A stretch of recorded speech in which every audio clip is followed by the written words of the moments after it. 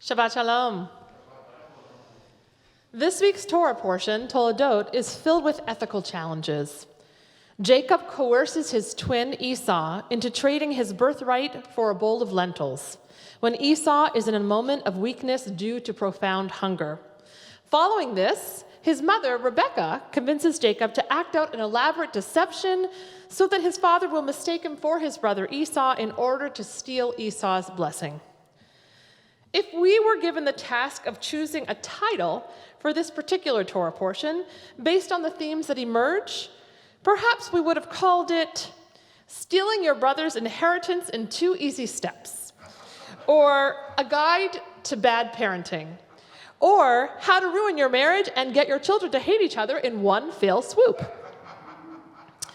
Of all the things that happen in this narrative, I'm haunted by the moment when Esau learns of all that has transpired behind his back. We read, "No sooner had Jacob left the presence of his father Isaac, after Isaac had finished blessing Jacob, than his brother Esau came back from his hunt.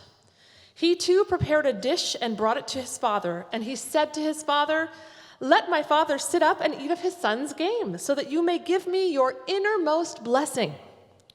His father Isaac said to him, 'Who are you?' And he said, 'I'm your son, Esau, your firstborn.' Isaac was seized with a very violent trembling. 'Who was it then,' he demanded, 'that hunted game and brought it to me?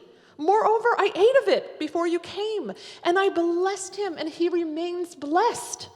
When Esau heard his father's words, he burst into wild, bitter sobbing, and he said, 'Bless me too, father.'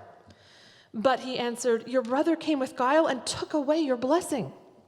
Esau said, 'Was he then named Jacob, that he might supplant me these 2 times? First he took away my birthright, and now he has taken away my blessing.' And he added, 'Have you not reserved a blessing for me?' Isaac answered, saying to Esau, 'But I have made him master over you. I have given him all his brothers for servants and sustained him with grain and wine. What then can I still do for you, my son?' And Esau said to his father, 'Have you but one blessing, father? Bless me too, father.' And Esau cried out loud. This cry of Esau is heartbreaking because it is not just his cry. It's all of us who have been taken advantage of or are not seen. It's all of us who find ourselves suddenly on the short end of the stick. It is the cry of all of us who experience something that makes us want to shout out at the injustice of the world.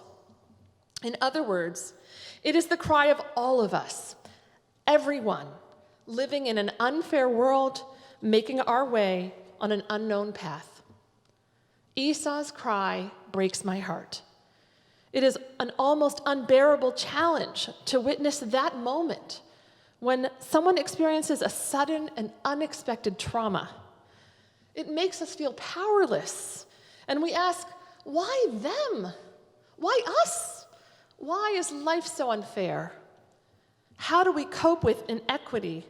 How is it that some gain prosperity, health, and happiness, and others suffer? And what does Judaism say about how we should respond to this?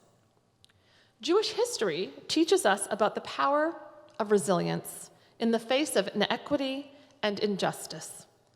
The Torah and the words of the prophet guide us to lead with justice and compassion. How do we live in a world of injustice according to our texts? We act as God's partners in Tikkun Olam and make ourselves a part of the solution. We never forget our inner strength, and we always remain open to hope. Leviticus 19 tells us, "You shall not render an unfair decision. Do not favor the poor or show deference to the rich. Judge everyone fairly. Do not deal unfairly with others. Do not profit by the blood of your fellow. Do not hate anyone in your heart. Rebuke others who have sinned to help them correct their actions.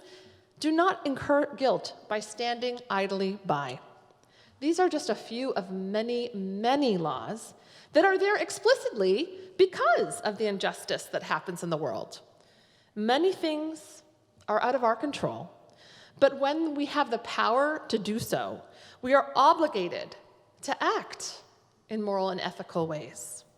Esau's cry reminds us to be guided by compassion and to have faith that even in the face of injustice, we can make a difference.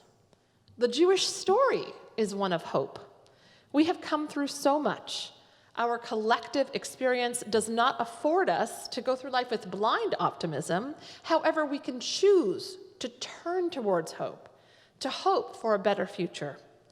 God told Moses to call God, Ehyeh Asher Ehyeh, I will be what I will be. In other words, hope is built into our covenant with God that is always unfolding. Even in times of loss and distress, we can draw upon a sense of trust that we will find strength and persevere.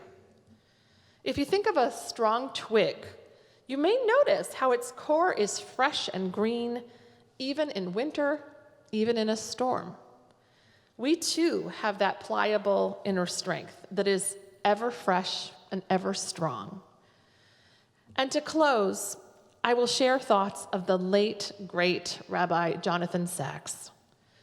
Every bad thing that has happened to you thus far may be the necessary prelude to good things that are about to happen, because you have been strengthened by suffering and given courage by your ability to survive.